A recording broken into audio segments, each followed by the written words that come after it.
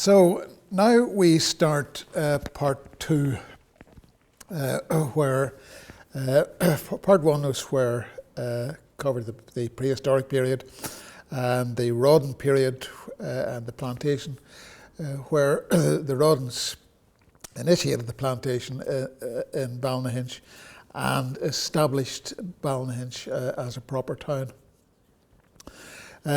Second part, we talk about when the Carr family took over at Montalto and Ballynahinch expanded and flourished as a market town. So here we are, Ballynahinch Buildings, a Chronology, part two. So about 1800, Lord Moira, who was a bit fed up with Ballynahinch after the Battle of Ballynahinch and after Ballynahinch had been burned down, Lord Moira sold the Ballynahinch estate to Mr. David Carr about 1800. This is David Carr on the left-hand side. So the Montalto house, as he sold it to the Carrs, was still a two-storey building. Now, the Carrs had to get, Ballynahinch was wrecked and ruined after the battle, so the Carrs had to get the place back on its feet. So the first thing they did was to rebuild the corn mill. You couldn't have a town unless the town could feed itself. It couldn't feed itself without a corn mill. So the corn mill had been established about 1660 by Sir George Rawdon when the town was founded, but the Carrs redeveloped it. And in fact, they built a second corn mill out in Moira in 1820. And if you look at the date stone, bottom left, it says built by D. Carr in 1820. So the first way to get Ballynahinch back on its feet is to make sure it can feed itself, so you provide two grain mills. And there you can see above the door of the watermill on Church Road when it was renovated. It's built by Sir George Rawdon about 1660, but it's rebuilt by David Carr 1816, 1817. The Carrs rebuild the watermill. A watermill has to have a regular supply of water, so it has to be on a river, and there has to be some means of damming the water so that at a given period you have a large amount of water, say to last you a full day to keep the mill turning. So if you're driving out the Church Road, on your right-hand side, there's a steep drop. If you look over the wall, there's a steep drop, and it's down to the river, and that's where you have the mill pond down there. And if you want to run the watermill, you have to take the path down to the dam and open the sluice gates and allow the water to run down the mill race. You can't site a watermill just anywhere. It has to be at a selected site. So it has to be near a water source, it has to be near a dam, and it has to be near a steep drop. With this watermill here, the drop from the point where the water enters the wheel to the point where the water exits the wheel, there's a drop of 10 foot 6 inches. And it's the size of that drop which indicates how much power is going through that wheel. So the dam is halfway up Church Road, but the water wheel is farther down the hill at the bottom of Church Road, and it's that which distributes the power.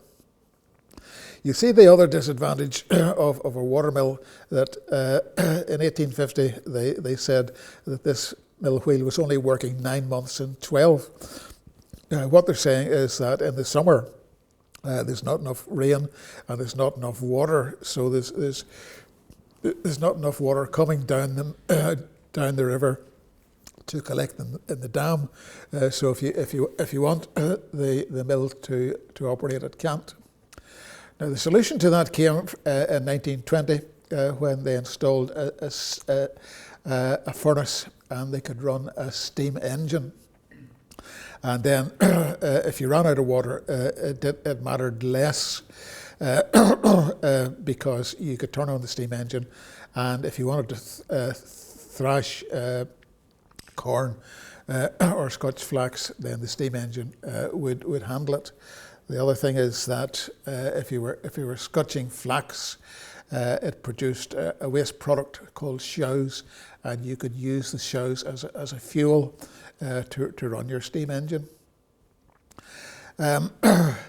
If you notice the Carrs were very keen to make sure there was a working mill in Ballynahinch. Ballynahinch was self-sufficient, and all towns were self-sufficient at this period to an extent, so that if you were looking for flour, it didn't come in on a lorry from Andrews in Belfast or Cumber. The flour was made in Ballynahinch. So the miller was an essential part of the Ballynahinch economy, and he was pretty prosperous. So you see in the background there's a red brick villa, still a prominent and desirable residence. So that indicates that the miller always made a good living, because the miller at that stage was McNamara, and he built those villas. Developing as a market town, Ballynahinch acquired 2 new streets early in the 1800s. So Lisburn Street was laid out as a new street, Main Street leading to what we know as Main Street, then known as Alfred Street, leading to Belfast. It's a new street. So that there, previously the route, if you wanted to go to Belfast, was out the Crossgar Road, and then left along Ballylone Road towards Saintfield. To get to Belfast, you had to go through Saintfield, but about 1912 you got a new route to Belfast, and it was via this street here, Alfred Street. Alfred Street was named in 1812. The railway arrived in 1858, so then it was renamed Railway Street. The railway was ended in 1958, and then after that this street is known as Main Street. Lisburn Street is laid out as a new street as well, about 1800. Previously, to get to Lisburn, there's the old road to Lisburn there, behind that black gate. You went to Lisburn via Skerry Lane. So on the map on the left-hand side, you see the red arrow. That's along the back of the Langley estate. That's Skerry Lane, and that was the old main road to Lisburn. So a new road was laid out, Lisburn Street, leading to Hillsborough. You had the Market Square laid out about 1660, and then you had the Market House built on it 1795. But then you got other markets established around the town, marketing different products. So out Lisburn Street, you had the flax market. At the bottom of Alfred Street, you had the sheep market. At the top of Alfred Street, you had the cattle market. Where you have the Windmill Street car park, now you had the pork market. Or looking at another map, there's all those markets as well. But out Dromore Street, halfway down Dromore Street, you had the corn market. And then further out Dromore Street, where the Congregational Church is now, you had the horse fair. So here we have the Market Square and the Thursday market as regulated by the town charter. in 1683. You can see that this was a farmer's market because some of the products on sale are aimed at farmers.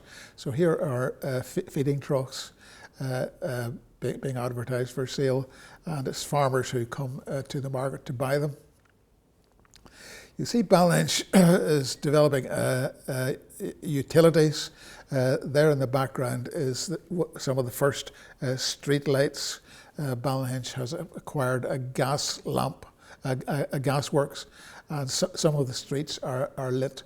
There's beside the northern bank, there's a gas lamp illustrating High Street. The corn market was on Drumore Street. Here's a colour photograph. If you look at the arrow on the left-hand side, that arrow is pointing up Drumore Street. Where you see the tree, that is the entrance to the corn market. Behind the tree, the second arrow on the right, you see all the booths, a roof on the top and then open at the bottom. That's where the agents from Belfast or wherever came, and the farmers would bring the corn in and offer it to the merchants and have it weighed and its quality evaluated. The horse fair was where the car park of the Congregational Church is now. And we have a handy mural showing what the horse market was like. This mural was painted by Betty Brown, and it shows the gates of the Montalto estate, and then across the road the horses being offered for sale at the market. So that site of the horse fair was then built on in 1910 by the Congregational Church in a brand new architect-designed church. Here's an interesting photograph. It shows the cattle fair up at the top of what would then have been termed Railway Street. Now the whole junction is filled with farmers and with cattle.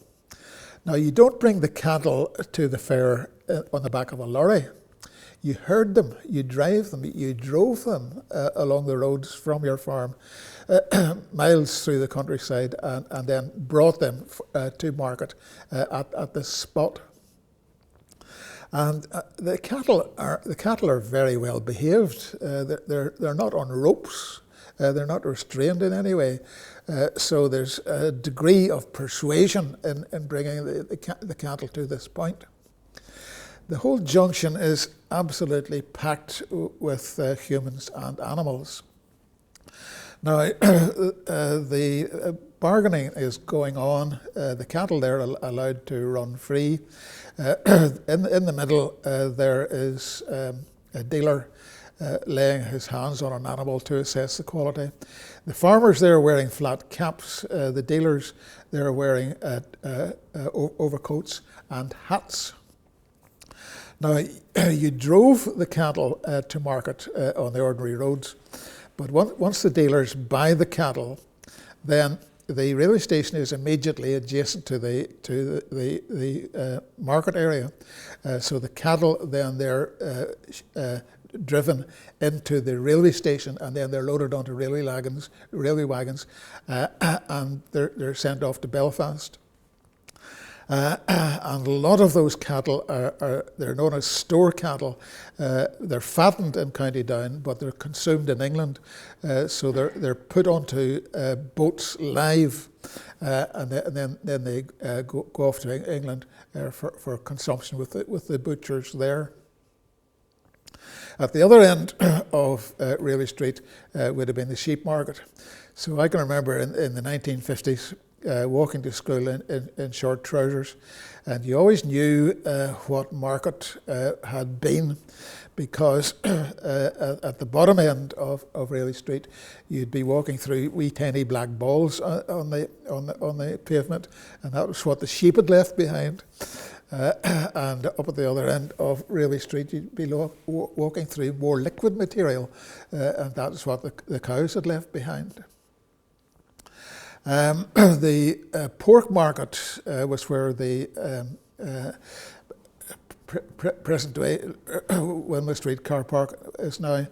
And again, I remember on the right-hand side on a Thursday, the farmers would come with their tractors, and in the trailer behind the tractor would be pig carcasses.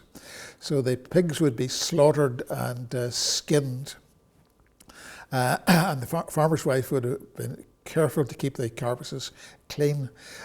So the carcasses would have been covered with a white sheet, and the white sheet tied to each corner of the farmer's trailer. And then where the cars drove in and out, there was a weighbridge there, so the carcasses would be weighed on the weighbridge before they were sold to the dealers. I said that there was a new road led out towards Belfast. The old road to Belfast is at the Red Arrow there. That was the old route from Ballynahinch to Belfast, out over Windmill Hill and out towards Ballyloan. The Presbyterian Church had 3 aisles. So the aisle pointing towards the car park used to be called the pork aisle because it was in the vicinity of the pork market. And there is a sign for the pork market which has been preserved, and it is the regulations for how you sold pork in Ballynahinch. And there's an Act of Parliament from Queen Victoria's time governing that, so that sign was put up in 1851. In Ballynahinch, the weighmaster for the pork market used to be Florrie Ellis, and Florrie's brother Jack Ellis used to be the pharmacist up in what is now Gordon's Pharmacy. The flax market was behind this wall, so this lot behind the wall was where the farmers brought their flax once it had been processed. So when the flax market moved elsewhere, then Dr. Hamilton, there was Dr. Hamilton, father and son. So the son, he inherited the medical practice, and then he bought the flax market and built this private house and lived there for many years. When he passed on, then the site was bought by Fold Housing, so they extended the house, and that's now called Hamilton Fold. So that's the flax market. As part of a market town, you need a market house. The market house was put up 1795, damaged by cannon fire. So the cars had a lot of work to do putting Ballynahinch on its feet. The market house was damaged in 1798 by cannon fire, so the cars re-roofed it about 1840. And you can see there's a different kind of masonry for the roof. So while they were about it, they put a new dome on top, and they also put in a town clock. There was a time it didn't matter, clocks and time didn't matter too much because towns were well separated, and you weren't too worried what time another town was operating to. It made no difference in your locality. But once the railways arrived, then it did matter because you wanted to know what time a train would depart at and what time it was going to arrive at. So suddenly it became important for every town in the country to operate in one town zone. So the railway arrived in Ballynahinch in 1858, but it was very handy that Ballynahinch had already acquired a town clock about 1840. At a time, you see the arches in the market house. They were open originally, and a cart could drive in there, and there was a weighbridge in there. So if you wanted to weigh the cart, then the cart could be driven through that arch. Ballynahinch was self-sufficient. I told you that if you wanted flour to bake the bread, then the flour was made in Ballynahinch, but everything else was made in Ballynahinch. Clothing was made, shoes were made in Ballynahinch, and a high level of skill, so that in fact if you wanted a clock, a functioning town clock, then there was sufficient expertise in Ballynahinch to build the town clock. So this the clock in the clock tower in Ballynahinch, installed 1841 by David Card Jr. That clock was made by Scots on High Street in Ballynahinch, in a shop where Iceland is now. So the clock in operation was put on display in the shop window before it was installed in the turret. At that period, the gentry and aristocracy owned all of the land. They owned all of the buildings. So in Ballynahinch, the Cars of Montalto owned all the farms, they owned all the houses, they owned all the shops, and they drew rent on all that property. And to pay the rent, then every 6 months the farmers would come and pay the 6 months rent, and they paid it in the Car Estate Office. So that's it on the left-hand side, with the porch out the front. You see that photograph would show you Ballynahinch on a Thursday. So all the farmers come to town and they park the carts. And if you wonder where the horses are in the pub stables. So the pub landlords knew what they were doing. They give stabling to the farmers for the horses, in the knowledge that when the farmers made money at the market and came back to collect the horse, that they would call in the pub for a bit of refreshment before they went home. And some farmers enjoyed so much refreshment that they were incapable of finding their way home afterwards. So Billy Douglas, the late Billy Douglas, said the form at that stage was you dragged the farmer out of the pub, you put him in the cart behind the horse, and you slapped the horse in the backside. The farmer wouldn't know how to find his way back home, but the horse would.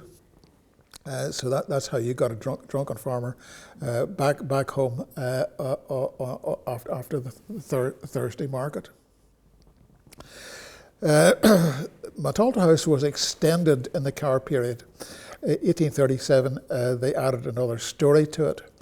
Now there's lots of precious architecture and plasterwork in the original house, and you don't want to destroy that. So they didn't build upwards, which would have ruined the plaster. They built downwards.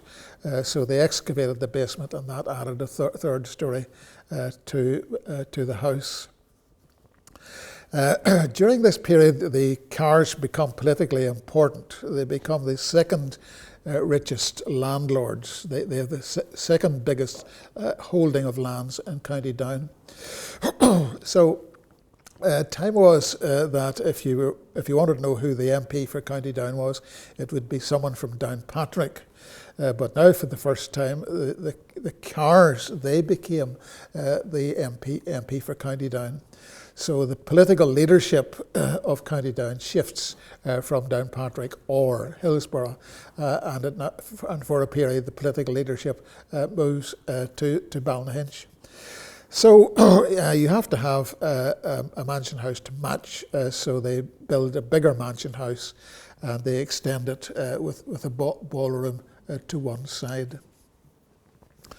If Ballynahinch is developing as a market town, then it has to be able to shift goods in and out.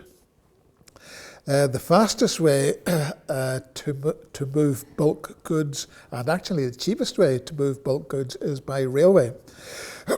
So the railways are being developed, and they arrive in Ballynahinch in 1858. And there's one of the not the first iteration of steam locomotives, but certainly an early steam locomotive. You can see it's powered by coal, and it had to have a load of coal out the back to power it. This illustrates the limitations of railways, that they're very good at mass transport of goods and passengers, but only between fixed points. And then once you hit that fixed point, then suddenly you're back to the old system where you're reliant on horse transport. So certainly the railway will get you quickly from Belfast to Ballynahinch, but after that, wherever you want to go, you're once again dependent on the horse, as was the arrangement for hundreds of years previously. So once you reached Ballynahinch station, you decamped from the train and you hired what was called a jarvey. So if you wanted to go to Spa or Drummonest or wherever, you had to hire a jarvey to take you there. Here's the Ballynahinch station house. Upstairs is the living quarters for the station master and his wife and family. And you can see the station master's wife is very fond of fresh air. So in three of the bedrooms, she's got the window slid wide open to allow fresh air in. Bottom right shows the daytime living quarters and her curtains. Bottom left, you see the window's got bars in the window, so that's where the ticket office was, that's where the money was held, so the bars in the windows are to stop anybody breaking in to burgle the safe. Downstairs, behind the station master's living quarters, you can see the roof of the station where the trains come in, so that means the trains come in immediately behind the station master's bedroom. So I tell you, the station master's family have no trouble waking up in the morning because there's a train coming thundering past to waken them. I'll show you a video of what remains of the old station, and this photograph will give you some idea. On the right hand side would have been the entrance to the ticket office. More in the middle would have been the entrance out onto the street, and then the brick-lined entrance on the left-hand side, that would have been the back door to the station master's house. A photograph showing you the same wall on the left-hand side, and this is a very early photograph of the first locomotives in Ballynahinch. At this stage, the roof of the station is just one width. I'll show you a photograph later where the roof covers the railway as well. Notice what's going on with the locomotive. It is pulled. There's the train carriages on the left-hand side, and the locomotive has come from the junction and it's pulled those carriages. But there's no turntable in Ballynahinch. So the train has now moved through points to a different set of rails, parallel to the first set. And the train is now reversing, and it's reversing all the way up that line of carriages. And then it will link to those carriages, and it will go all the way to the junction in reverse. It can't do anything else because there's no turntable in Ballynahinch. So it comes to Ballynahinch forward, but it goes back to the junction in reverse. And that's the train. That's the engine driver repositioning the train for that arrangement. That's all we have left of the old railway station now. That brick pillar shows the end of the station roof. Another remnant from the station, the railway station, is this stone wall. So that is the perimeter wall of the railway estate. And I'm going to Rod Whitworth has shot some drone footage, and the drone footage is very interesting. It starts at this point and it runs right over the railway estate, right up to where it ends on Crossgar Road.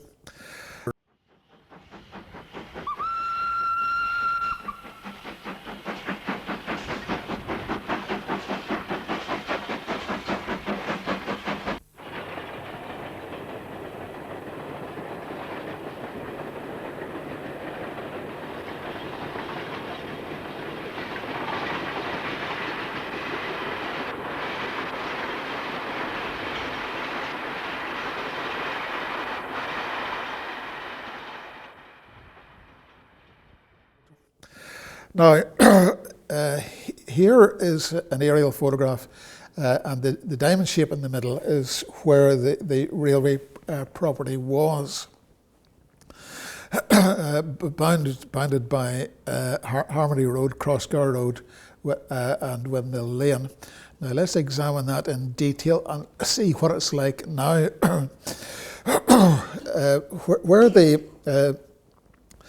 Where the library is now, that was the station. Where Translink park their buses now, that was the railway platform. Where Lidl supermarket is now, that was a station warehouse. And where the parking for Lidl exists now, that was another station warehouse. The triangular place is where Translink park their buses. And then the yellow arrow running through a development across the sidings, that was where that was the main railway line.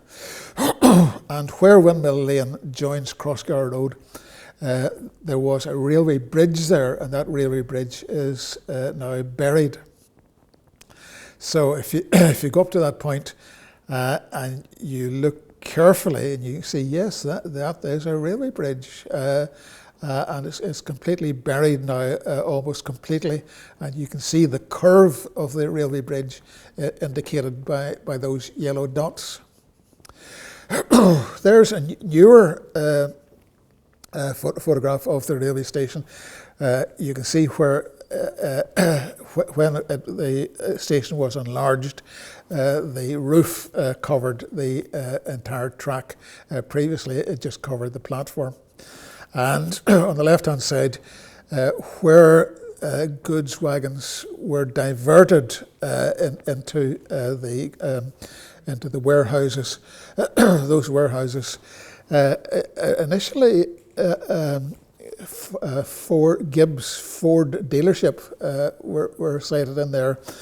Then those warehouses were demolished, and that's where Lidl was built.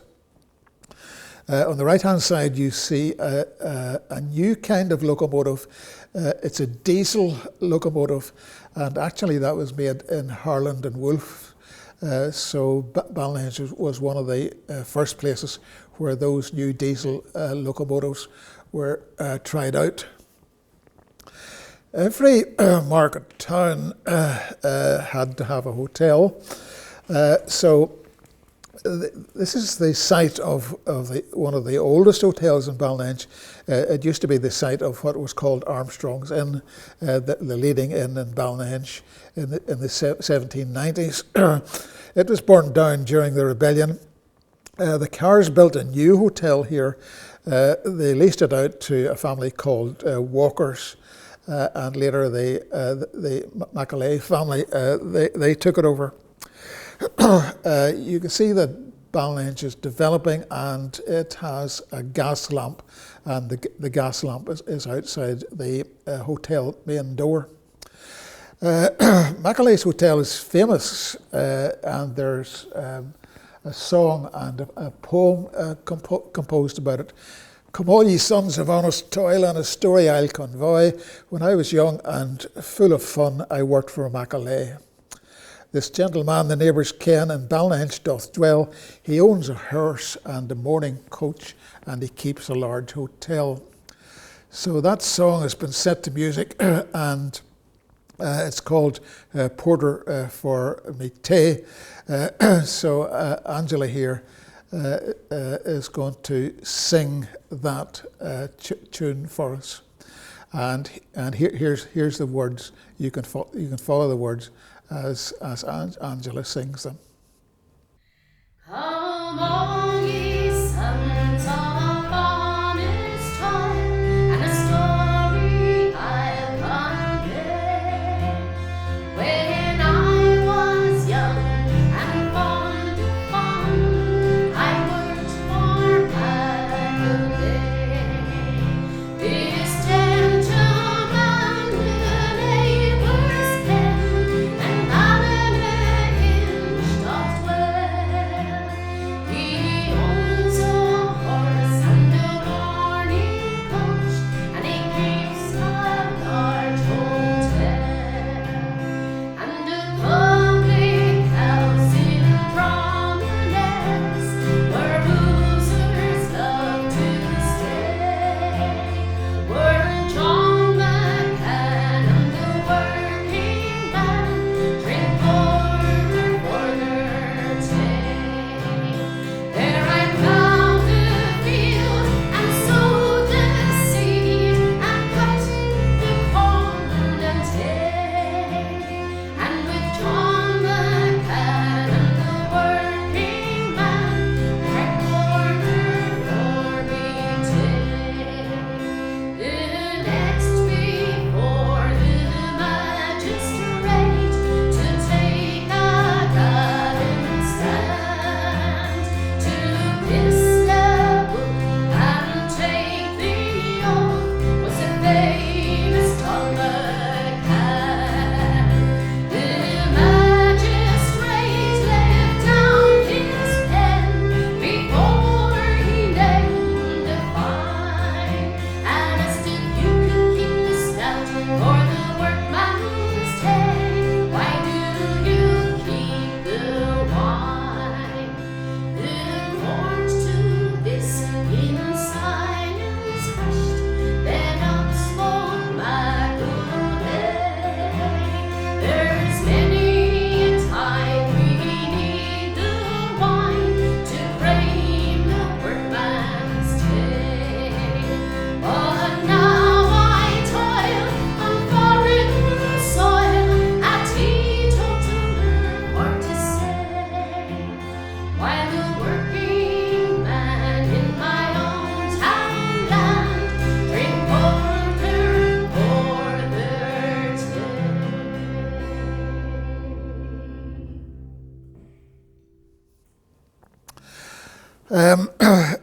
At this time, the spa tourist industry was developing. It started about 1810. Very handy that the railway arrived in Ballynahinch 1858. So that opened up, if tourists wanted to come from Belfast, now they had handy access to the healing waters of the spa. And it helped that there was a nice new hotel in Ballynahinch for the tourists to stay in, and then they could travel out to Spa by Jarvie to take the healing waters. McLeigh's Hotel, the building is still in existence. Here's a recent photograph. The right-hand side is two-storey, and you see there's an entrance gate. That entrance gate leads into the yard, and there's an interesting stable yard behind the hotel. And the stable yard itself has an interesting history.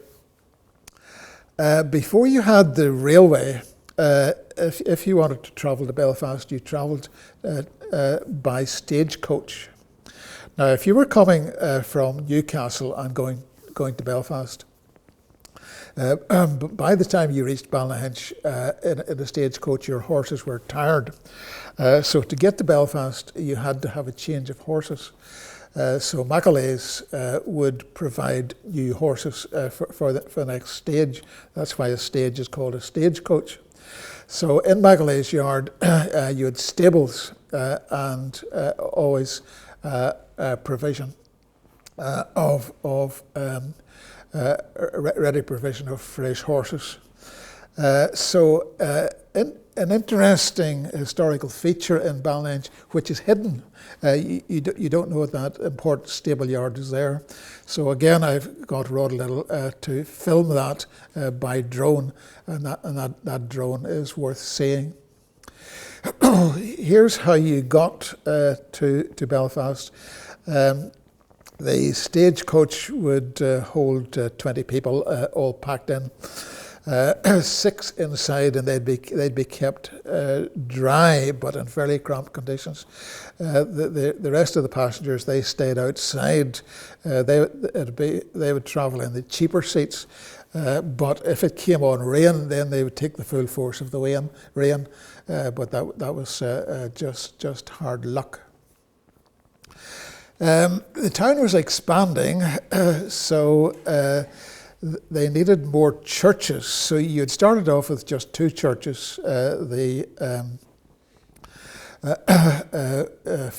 First Presbyterian and the Anglican Church on Church Road. But now you got extra churches. A new one on Lisburn Street, the Methodist Church, a new one at the bottom of High Street, which was Second Presbyterian. A new one at the top of High Street, which was Third Presbyterian, and then out Church Street, opposite the Church of Ireland, you got the new Catholic Church, St Patrick's. St Patrick's was unfortunate. It was built in 1807, but it got wrecked in the big wind of 1839. This is an interesting view of the town. It's taken from Skerry Lane, which was the old Lisburn Road, the old road from Ballynahinch to Lisburn. So it's out over the top of a drumlin. So it shows you why they laid out a new road out Lisburn Road, which was more level. The Second Presbyterian at that stage was at the bottom of High Street. And so in 1840, the Carrs decided that Ballynahinch was developing, and they wanted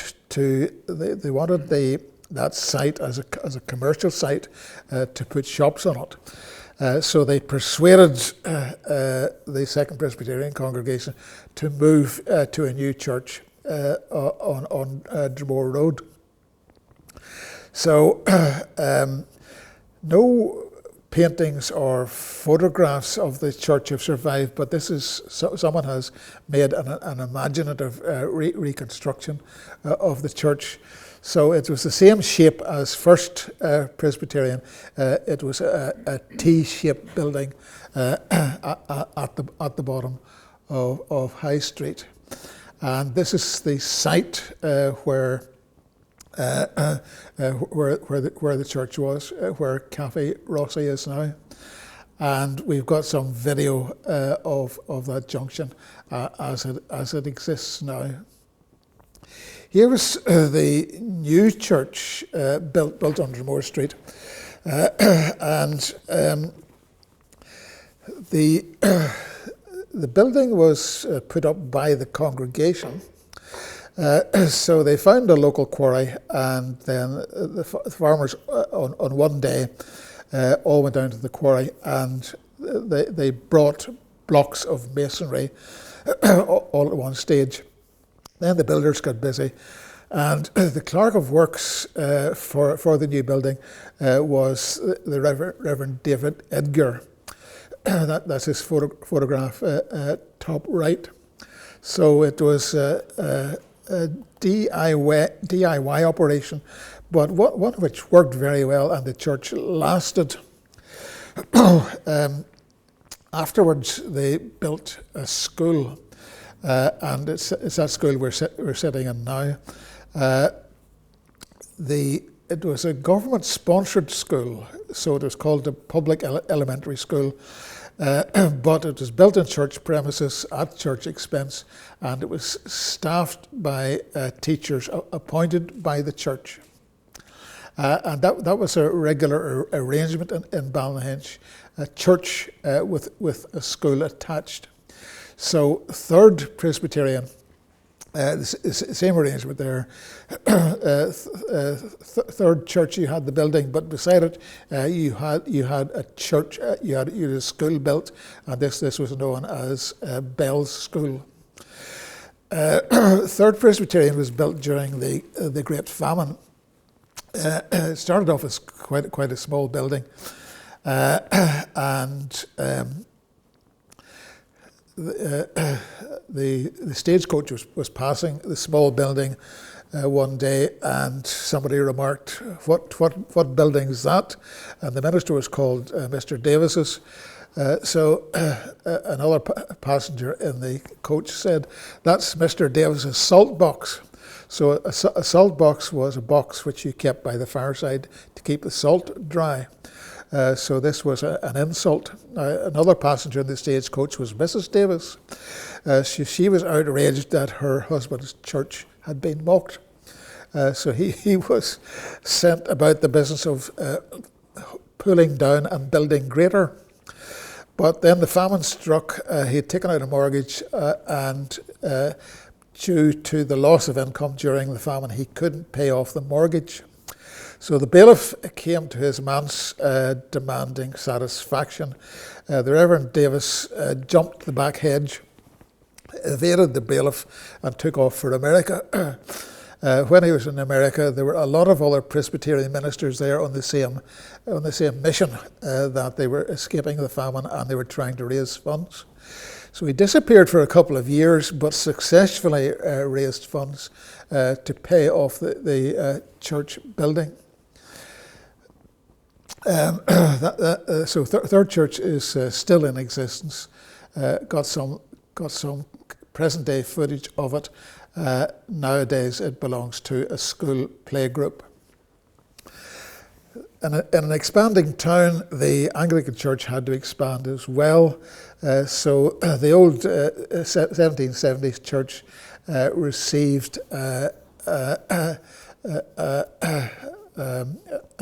3 new wings during the Victorian period in 1870.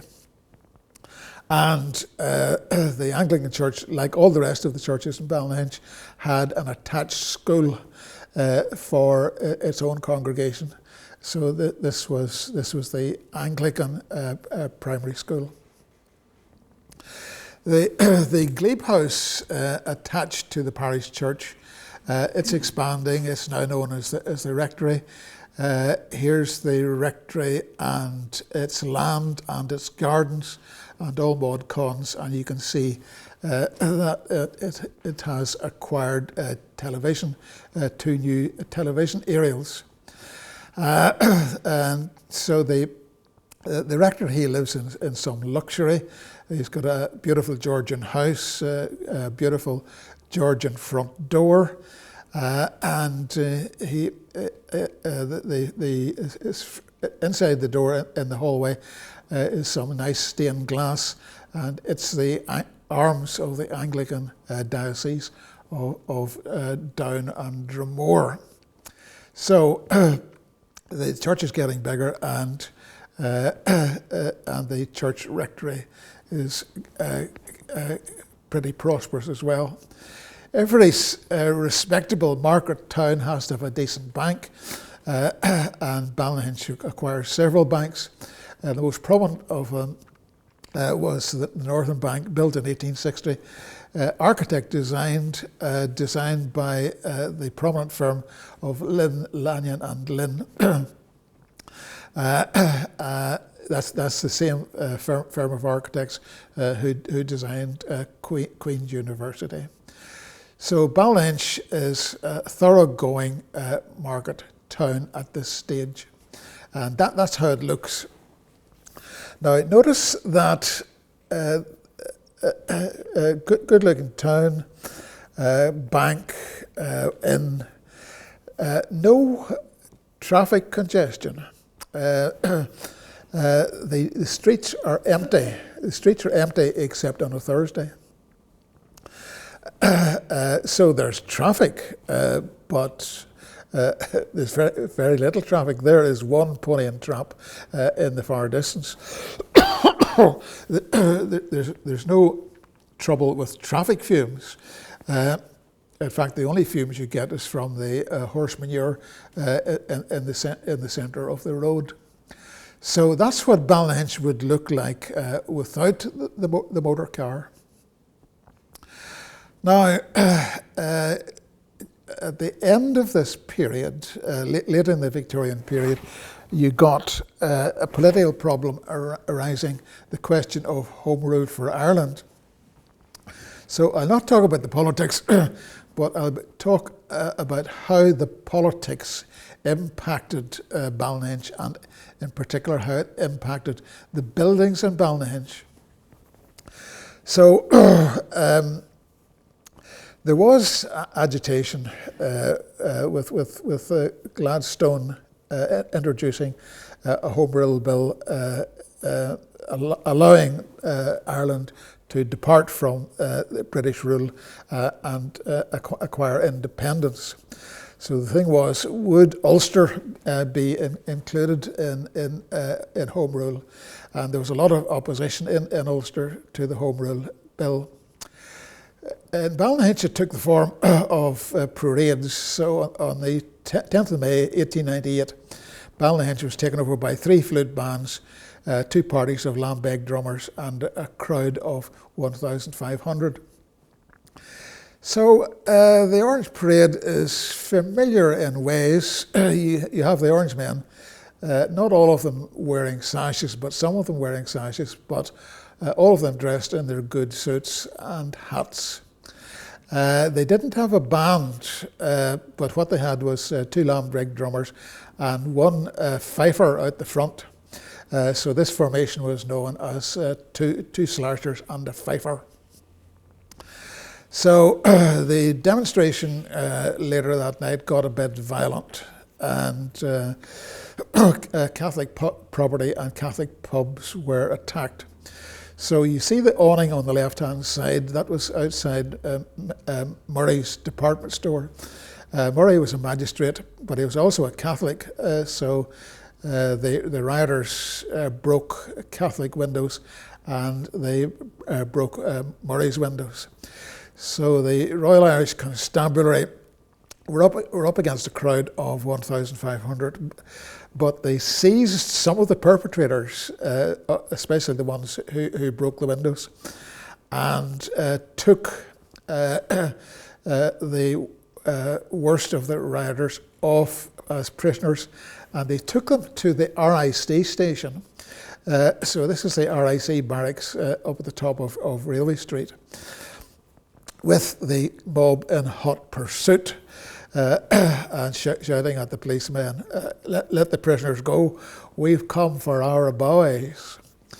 So Sergeant Newman said they better back off and behave themselves, because his men were armed with rifles, and if they attacked the police station, then he would open fire with the rifles. So the rioters saw sense and quietened down and took off home. So that was the RIC station, an important historical landmark, unfortunately demolished. So a time of high political agitation, Union Jack flags sprouting everywhere. Look at the size of the flagpole and the flag on the market house. Not 1 but 4 Union Jacks on the spire of the parish church.